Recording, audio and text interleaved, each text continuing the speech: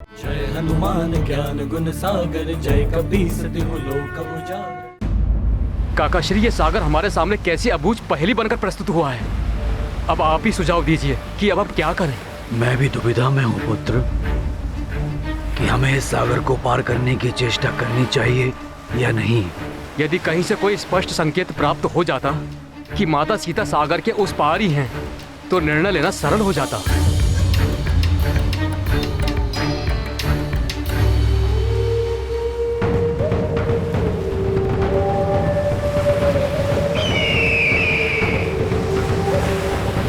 युवराज अंगद, किसे ज्ञात है कि सागर के उस पार क्या है?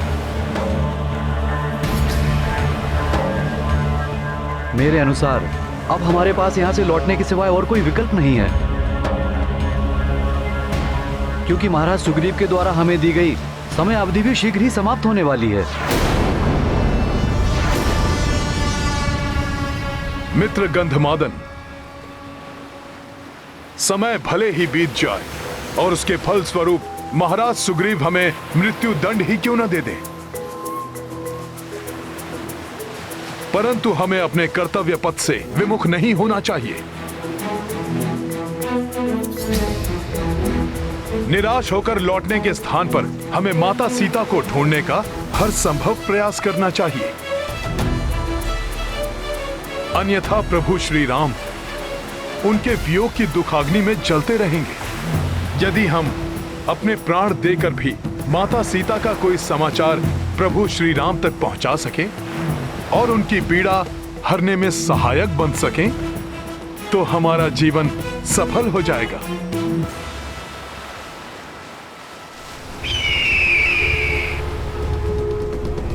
इन सबको अपना आहार बनाकर अपने शुदा मिटाऊंगा। इस महान राम काज में अपने प्राणों की आहुति देना तो हमारा सौभाग्य होगा। हमें पक्षी राज जटायु के उदाहरण से कुछ सीखना चाहिए। प्रभु भक्ति की पराकाष्ठा के प्रतीक महाराज जटायु के परम त्याग की चर्चा मुझसे भ्राता लक्ष्मण ने की थी कि कैसे अपने प्राणों की चिंता किए बिना माता सीता को मुक्त कराने के प्रयास में उन्होंने अपने प्राण तक न्यौछावर कर दिए।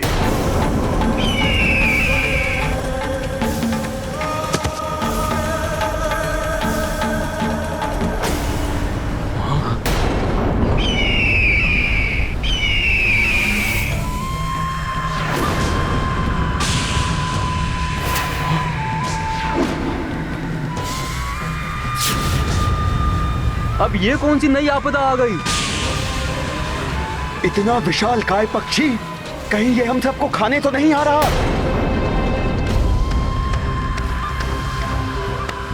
अन्य विपत्तियों के समान हम इसका भी सामना कर लेंगे।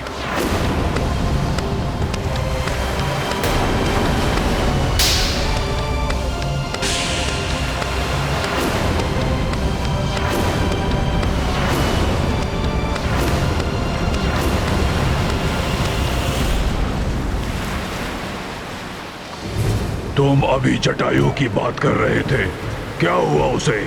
शीघ्र बताओ मुझे। जटायु के प्राण तो सुरक्षित हैं? कौन है आप और पक्षीराज जटायु के विषय में क्यों पूछ रहे हैं? मेरे प्रश्न का उत्तर दो। बोलो, क्या हुआ जटायु को?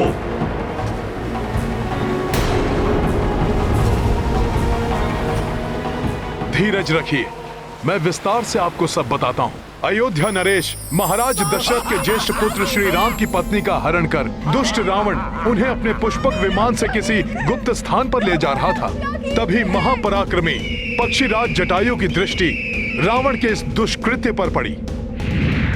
उसे रोकने के लिए उन्होंने अत्यंत तीव्र वेग से उड़ने वाले रावण के शक्तिशाली पुष्पक विमान की गति का सामना किया। रुक जा दुष्ट रावण!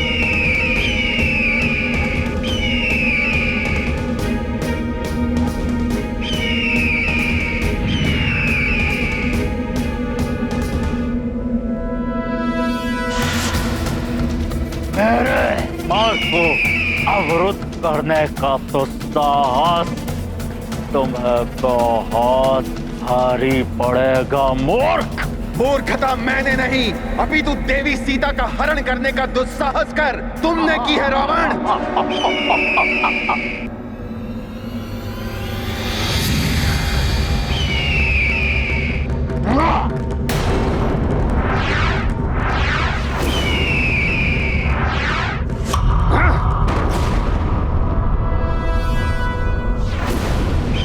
मुक्त कर दो देवी सीता को।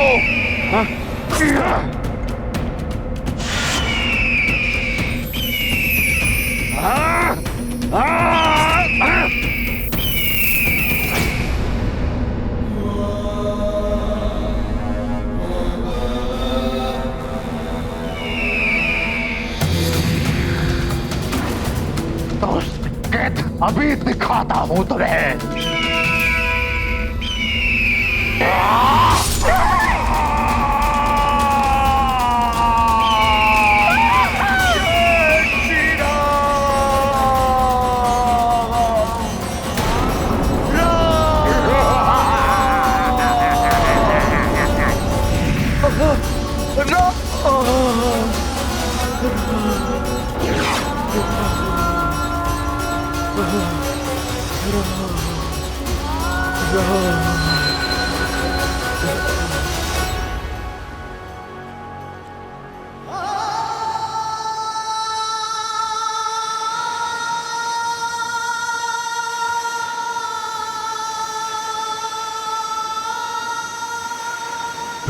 फिर क्या हुआ उसे? फिर उस क्षत विक्षत अवस्था में भी महाराज जटायु ने असहनीय कष्ट सहकर भी अपने प्राणों को अपने शरीर में संजो कर रखा और प्रभु श्री राम की प्रतीक्षा करते रहे। जब अपने भ्राता लक्ष्मण जी के साथ प्रभु श्री राम माता सीता को ढूंढते हुए उनके निकट पहुंचे, तब प्रभु को इस घटना का संपूर्ण विवरण देने के पश्चात ही जटायु जी ने अपने प्राण त्याग दिए।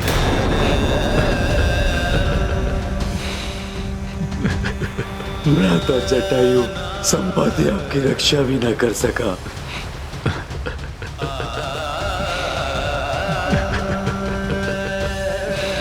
संपाति जी,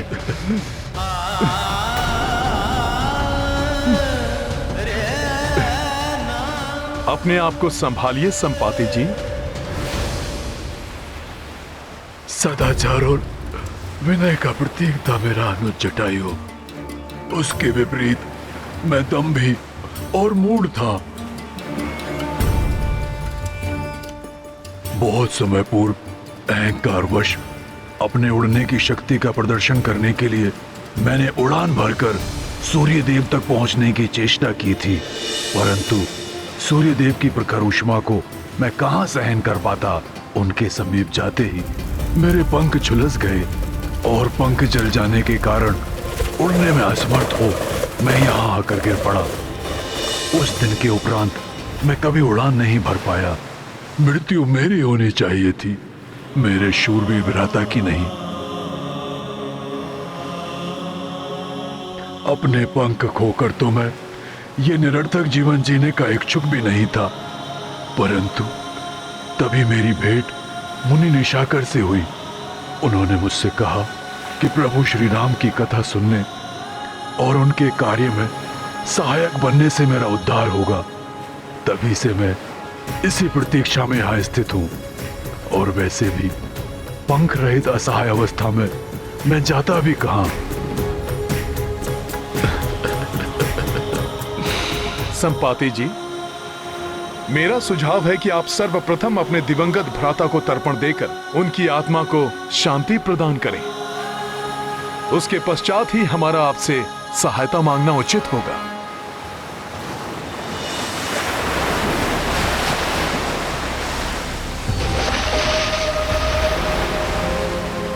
अद्य श्रुति स्मृति पुराणोत्फल प्राप्त्यार्थम देवर्षि मनुष्य पितृतर्पणम करिष्ये।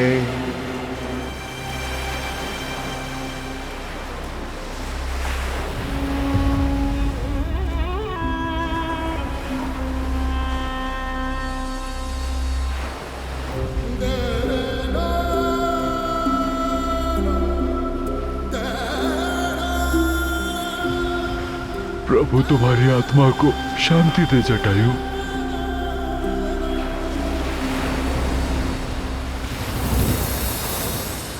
हे महान संपाति जी, आपके कथनानुसार आप यहाँ दीर्घ काल से स्थित हैं। हमें बताइए कि आपने यहाँ आकाश मार्ग में पुष्पक विमान या माता सीता को किसी दिशा में जाते देखा है? जहां तक मेरी वृद्ध बुद्धि को स्मरण पड़ता है, कुछ दिनों पूर्व जब मैं चौकन्ना रहकर अपने भोजन के लिए किसी आखेट की प्रतीक्षा कर रहा था, मुझे आकाश से एक करुणा भरी पुकार सुनाई दी थी। स्वर स्पष्ट नहीं था, परंतु ऐसा प्रतीत होता था जैसे किसी युवती का है। परंतु जब तक मैं अपनी दृष्टि को उस स्वर पर केंद्रित कर पाता, एक विमान सागर के उस पार क्षितिज में विलीन होकर अदृश्य हो रहा था।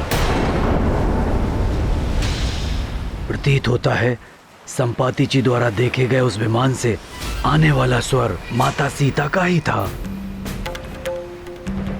संभव है दुष्ट रावण उन्हें सागर के उस पार लंका नगरी ले गया हो। यदि ऐसा है काकाश्री, तो अब हमें कैसे ज्ञात करेंगे कि अभी भी माता सीता लंका में ही है? गरुड़ दृष्टि तो 100 योजन तक देख सकती है। संपाति जी, क्या आप अपनी पैनी गरुड़ दृष्टि से लंका नगरी की ओर देखकर ज्ञात कर सकेंगे कि माता सीता वहां पर हैं या नहीं? पुत्र, यहां से तो कुछ दिखाई नहीं देगा, और मैं ऐसा असहाय पक्षी हूं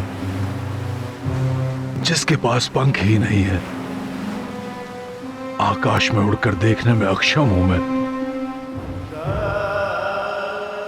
यह मेरा दुर्भाग्य है कि मैं तुम्हारी कोई सहायता नहीं कर सकता।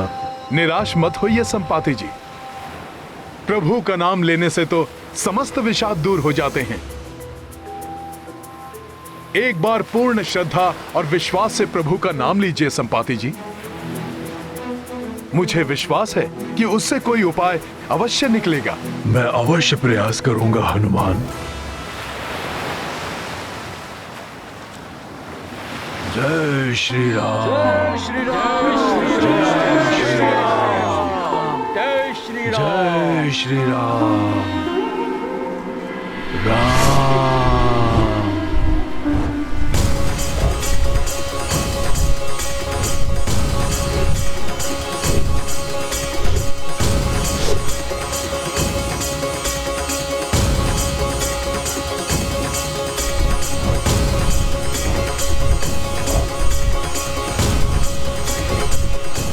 मैं धन्य हुआ प्रभु, मुझे नूतन पंख देकर आपने मुझे इस कार्य के लिए सक्षम बना दिया। जय श्री राम। जय श्री राम। जय श्री राम। जय श्री राम।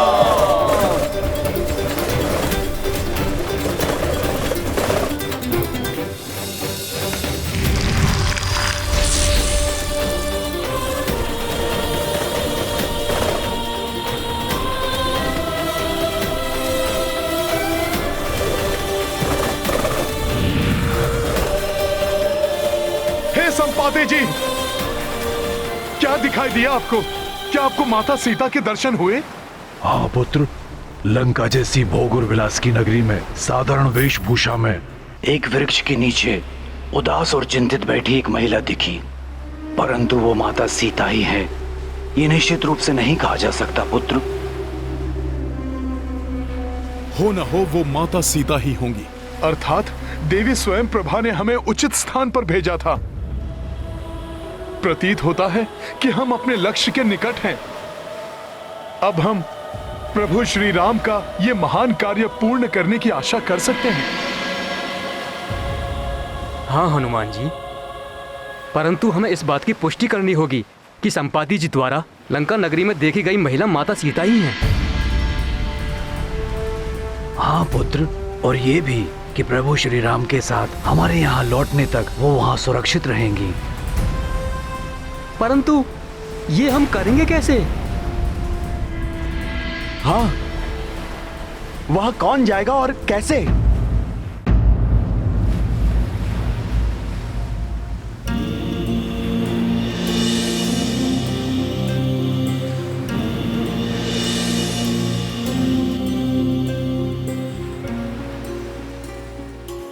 नवीन पंख प्राप्त करने के पश्चात भी मेरे वृद्ध शरीर में इतनी सामर्थ्य नहीं कि मैं ये कार्य संपन्न कर सकूं। मेरा सुझाव है कि आप अपने दल में से ही किसी योद्धा का चुनाव कर ले जो छलांग लगाकर लंका पहुंचे और इस कार्य को पूर्ण करे। हम सब में सबसे ज्येष्ठ होने के नाते इस कार्य के लिए मुझे स्वयं प्रस्तुत होना चाहिए, परंतु वृद्धावस्था में मेरी शक्ति भी क्षीण हो चुकी है। युवावस्था में ब्रह्मांड की 21 परिक्रमा करने वाला ये वृद्ध शरीर अब थक चुका है, इसलिए दुर्भाग्यवश मेरे लिए 100 योजन की छलांग लगाना असंभव है। आप हमारे आदरणीय अग्रज हैं। हम युवा वानरों के होते हुए आपको ये कार्य करने की कोई आवश्यकता नहीं है। इस दल का अधिपति होने के नाते मुझे ही जाना चाहिए। मुझे विश्वास है 100 योजन की छलांग तो मैं लगा ही लूंगा। किंतु युवराज अंगद, ये दूरी आपको 2 बार तय करनी होगी।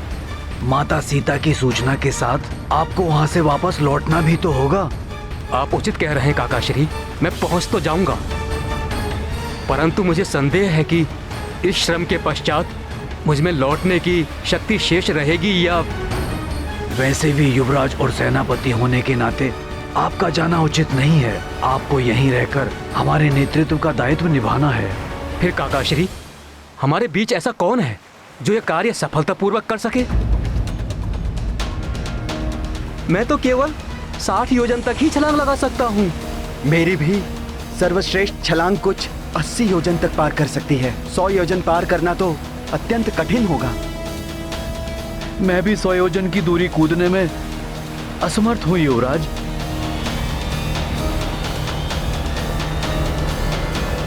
ये कैसी व्यवस्था है काकाश्री? अभी तक हम माता सीता का कोई चिन्ह प्राप्त करने वो कहाँ स्थित है इसका कोई संकेत ढूंढने के लिए भटक रहे थे, परंतु अब वो प्राप्त हुआ तो हम आगे बढ़कर उसकी पुष्टि करने में असमर्थ हैं।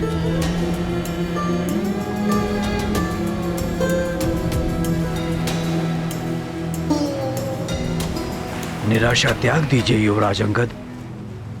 मुझे ज्ञात है कि कौन ये असंभव कार्य अत्यंत सरलता से संभव बनाने में सक्षम है। जय हनुमान,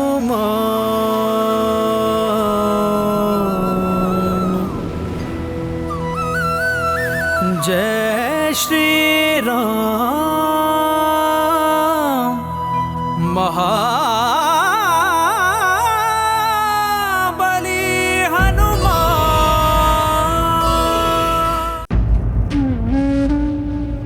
भ्राता लक्ष्मण, मैं किस मुंह से प्रभु श्री राम को यह अशुभ समाचार दूं?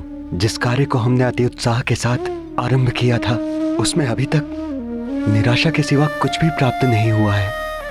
उत्तर दिशा के अधिपति तो पूर्व में ही रिक्त हाथ लौट चुके थे और अब पश्चिम और पूर्व दिशा के अधिपति भी सीता माता का कोई समाचार नहीं ला पाए। अर्थात अब जो भी आशा है वो युवराज अंगद और महाबली हनुमान के दल से ही है।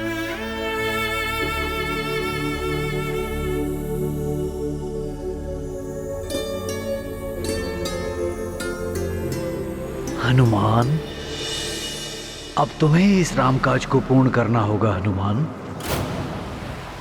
अब तुम्हें ही इस अनंत सागर को पार कर उस पार जाना होगा।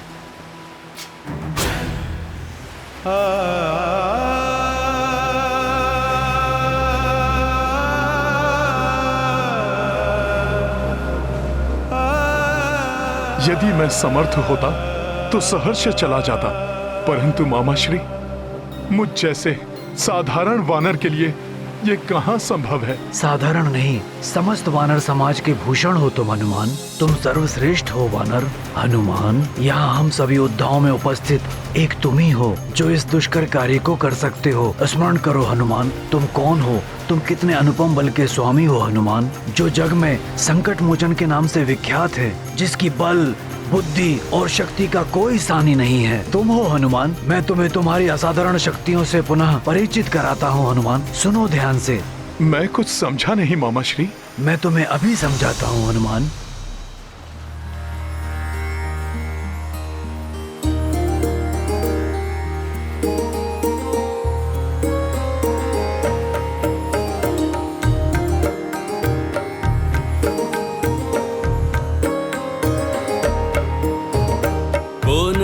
जानत है जग में कपि संकट मोचन नाम तिहारो। संकट मोचन नाम तिहारो।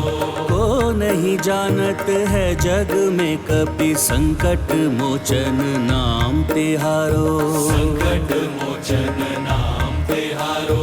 अंजनी पुत्र हो केसरी नंदन, शिव के जो अंश शिवांश पुकारो।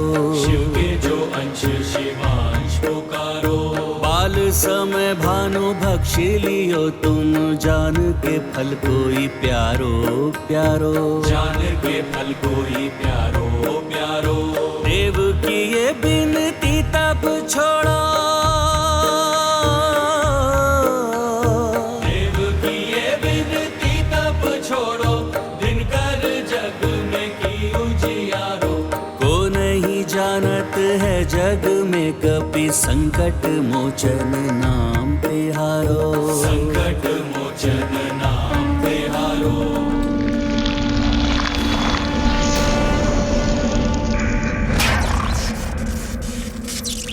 वज्र प्रहारा टूटी हनु तब, नाव भयो हनुमान तिहारो।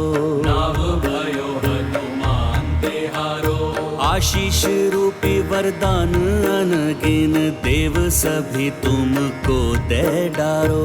देव सभी तुमको दे डारो।